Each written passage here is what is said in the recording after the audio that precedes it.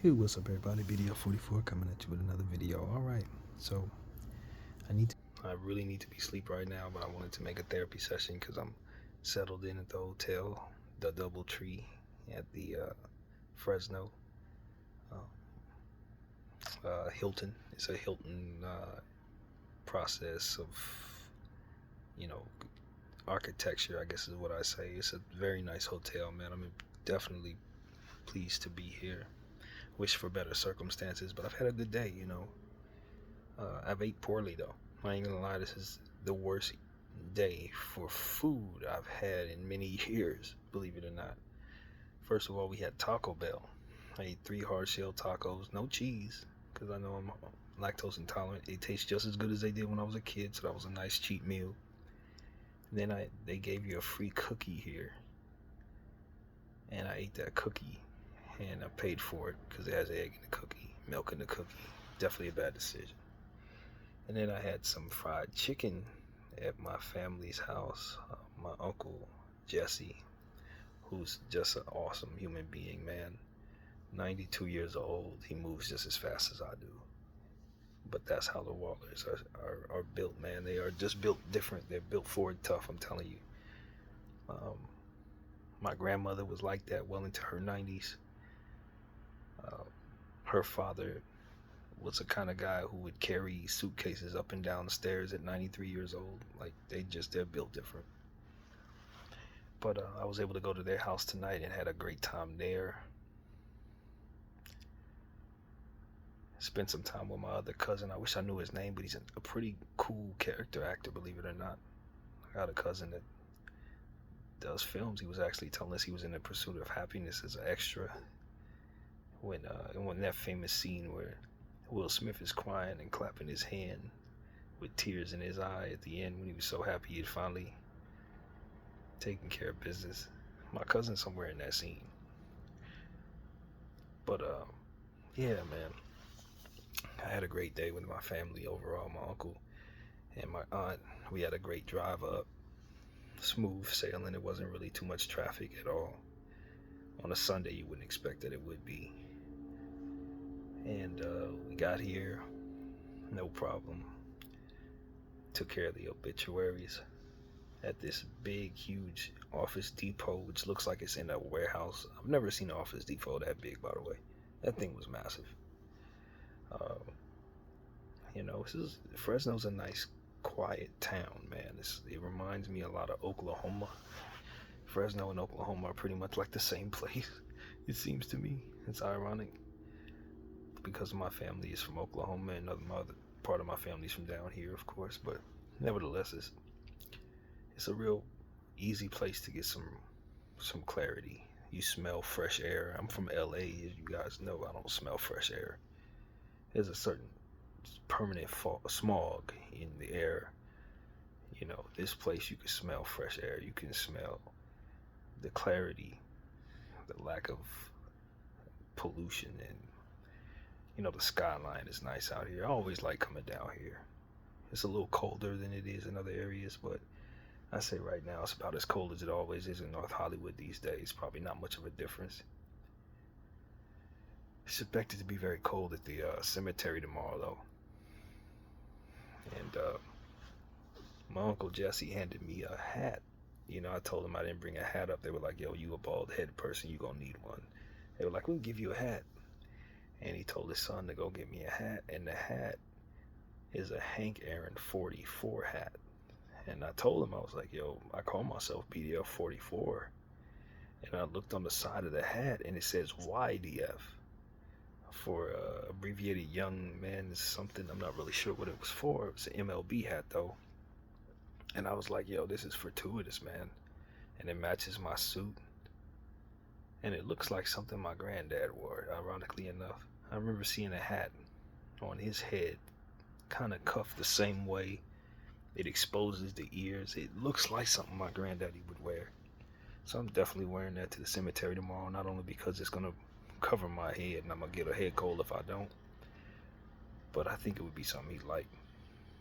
And with my number on it, it just seems fortuitous. But it's been a good day, man.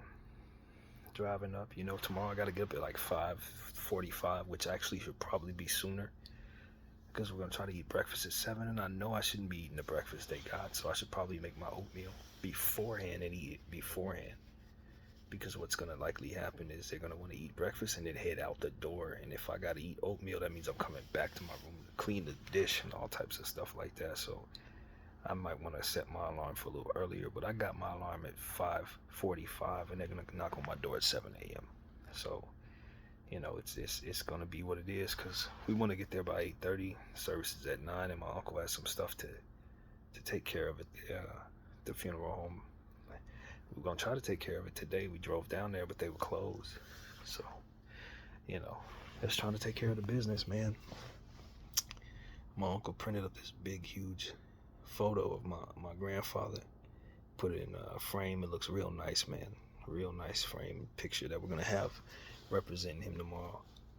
And where they're burying him is gonna be like 77 miles away. So we're gonna be riding in a limo for like an hour, which is gonna be real interesting. I don't think I remember anything like that last time, but it probably went down this way when we buried my auntie.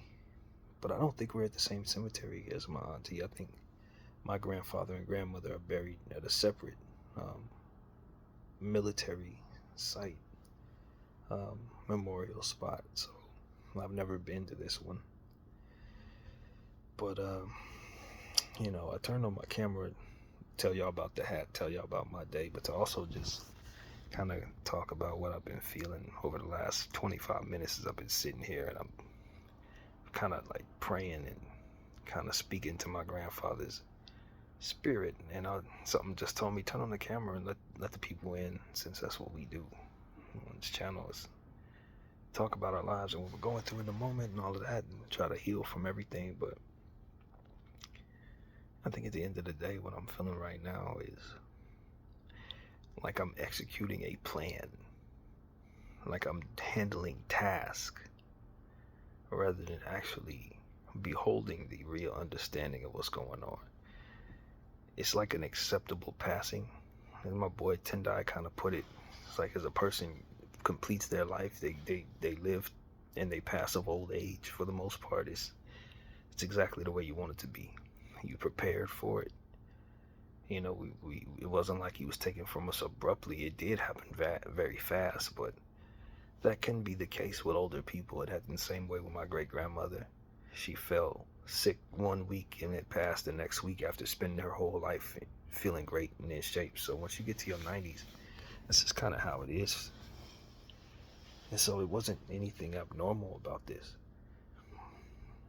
So it's acceptable, I guess you can say.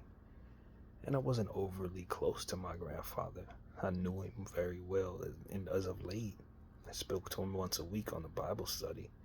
And even though the Alzheimer's, or the dementia rather, had really gotten to his memory, he was still very, you know, he spoke strong. You could hear his voice very strong, you know, like, got very used to talking to him every week, you know, every week. So that was the closest I think I had gotten to him. And, you know, he had done so much for me over the years, of course, for my mother as well, for my auntie. You know, it's my grandfather, so you take care of his family. That's just the way that goes. But I tell you, as I sit here, I'm like, okay, I'm accepted that he's passed. I'm here to bury him. I'm here to honor him, and I'm ready to execute the task. But trying to actually behold what is actually going on, I don't think I get it. If I'm being completely honest with myself and with all of you, I don't really think I understand what's happening. I think I fully understand what's happening and don't get it at the same time, if that makes any sense. Like, I'm not in denial that he's gone. It's not like I lost somebody that I grew up next to in that household every day. You know what I mean? That's not the dynamic, unfortunately enough. And, you know, like I said, I'm here to do it. I've already seen the obituary and read it.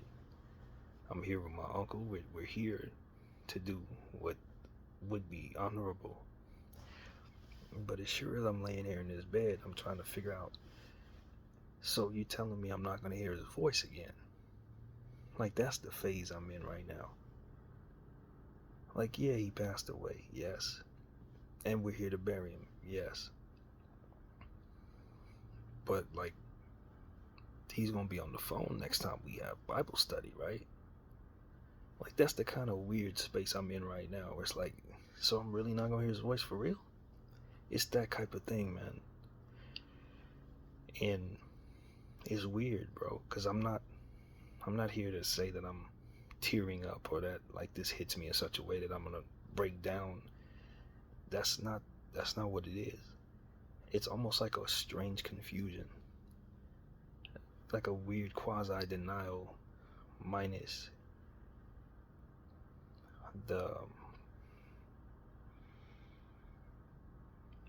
the absence of detail. It's a very unique mental state I think I'm trying to grasp here. Like,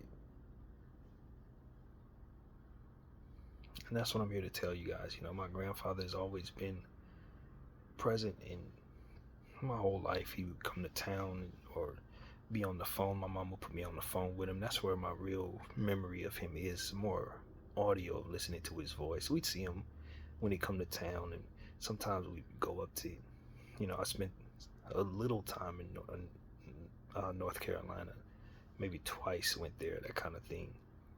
So periodically I see my grandfather, and of course I remember him throughout the course of my life. Got pictures with him when I was a little baby, of course. Grandpa stuff. Feeding me ice cream. I had a picture, I think it was him, but either my dad or him feeding me ice cream, maybe both of them. I think I got a picture of both of them feeding me ice cream as a baby. So, it's like, it's my actual grandfather, my mom's dad. And it's like,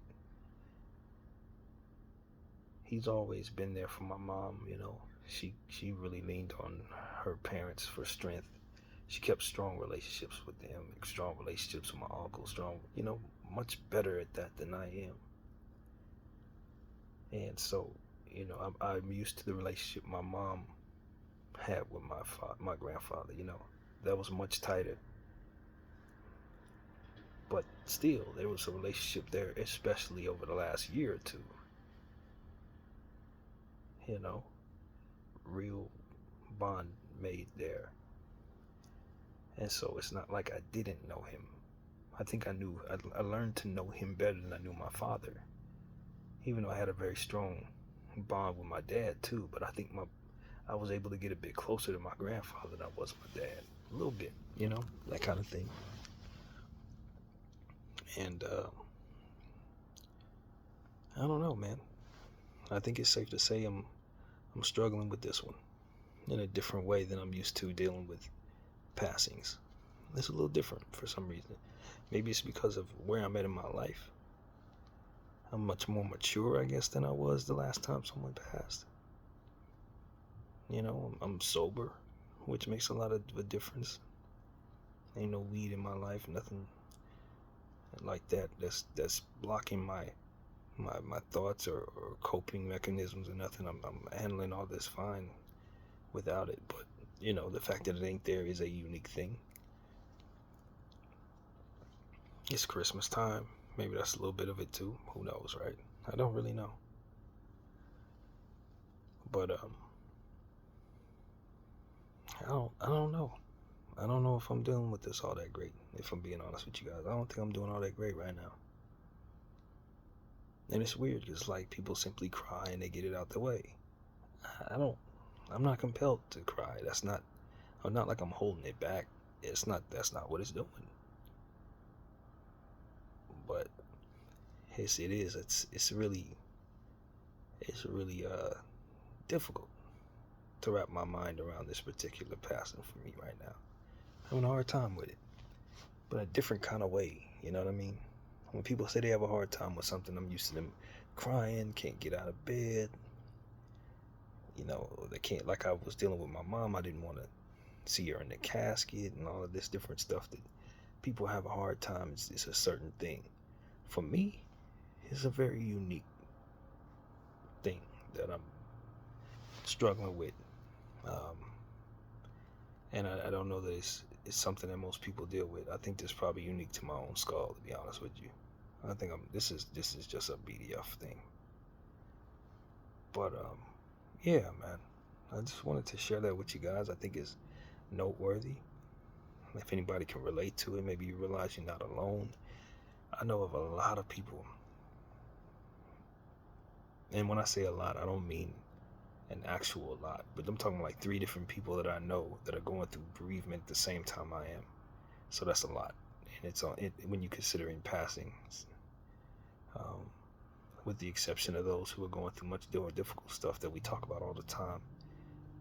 But like within the world that I'm in, 3 people having lost somebody when I've lost somebody at the same time is so strange. I spoke to my friend Karen, and she's mourning the passing of a good friend's mom, who's like, I guess, a mother to her as well. And I know I have a lot of friendships like that where the homie's mom is like a mom to me, so that can be tough. And she's struggling with that. Um, my homeboy Jesse from high school, I'm not clear if that was his mother or his grandmother, but she passed away the day after my granddad passed. And I believe it was somebody else who's also mourning at the same time that I'm going through this. I don't recall who it was, but I just saw the post not too long ago. So it's real. It's real, man. It's real. And not to mention that I found out, and I didn't know this, but my Uncle Ira passed away. One of my grandmother's brothers. As I had told you guys a few days ago, the Wallers, we had lost one, but we actually had lost 2.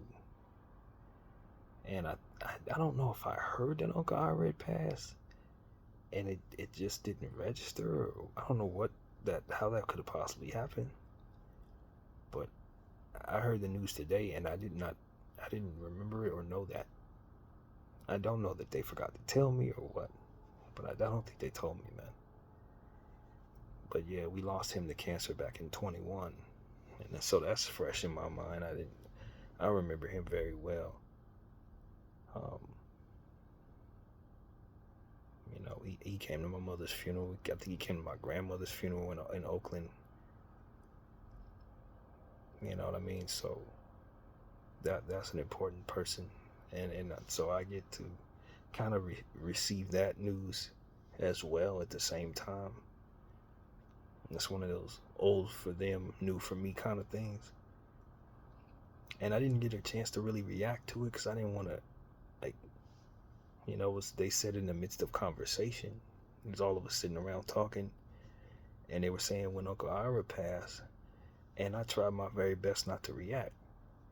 My natural reaction is, what? But I ain't trying to, you know what I mean? Those are all people who loved him and knew him more than I did. So it's like, you don't want to be the dude that's sitting up there giving them the fresh reaction when they've already coped with this, you know what I mean? So I had to like kind of internalize that, but like, wow, my Uncle Ira passed away. I didn't know it. You know what I mean? It's one of those. And so I just found myself trying to just dozing off into that space, and I guess that kind of triggered me into where I'm at right now. I'm just like, man, I don't know what to do. I don't know what to do other than to just turn on the camera and talk to you guys and just say, hey, man, this is what I'm dealing with. So now I gotta try to get some sleep, man. I know my body is gonna be angry at me for how I've eaten and how I'm not gonna get the rest that I need, but this is just a couple of days. Just gotta do what I gotta do, and we'll be back to normal on Tuesday. But of course, I got the Laker game tomorrow night. Hopefully, I'll be able to watch it. I'm not sure how the day will go, but it'll be me trying my very best to provide the videos necessary for those games and all of that, for the game and all of that. But as the day is going tomorrow, we'll see. I think I'll be able to do it, but I'm not sure. So yeah, man, that's really what it is, man. I just wanted to make a video fresh in this moment to kind of capture this vibe, capture these thoughts, these feelings, and document it for whatever it's worth, man. I got the suit, tied a Windsor. You know, did a little tutorial on ties. Got that done on the first try. And got everything set up, man. The suit's ready to go. I don't have to do too much movement in the morning. Just shower and throw it on. So I'll be ready. Like I said, I'm here to complete the task, but I'd be lying to you guys if I said I truly am just fine and just like really grasp all of what's going on here. Nah, I'm not. I ain't nowhere near all right. But I'm gonna be strong. I'm gonna represent myself and my family well, and you know, it's gonna be me standing very strong for everybody tomorrow, and not thinking too much about how I feel. I think that's what this moment is for. Deal with myself, so I ain't gotta really be thinking about me tomorrow. Because there's some people who are gonna be hurting a lot more so than myself, because I just wasn't as close to my granddaddy as I would have liked to have been. But you know, it was a blessing to be his grandson. It was a blessing to get to know him better in the end, and you know, I feel very privileged and honored to be in a position to be here in the flesh, you know, and represent as his only grandson, man. You know, that's a real powerful position from which to be honored. So I will represent tomorrow, man, and I appreciate everybody for allowing me to vent tonight. BDF 44. I thank y'all for watching.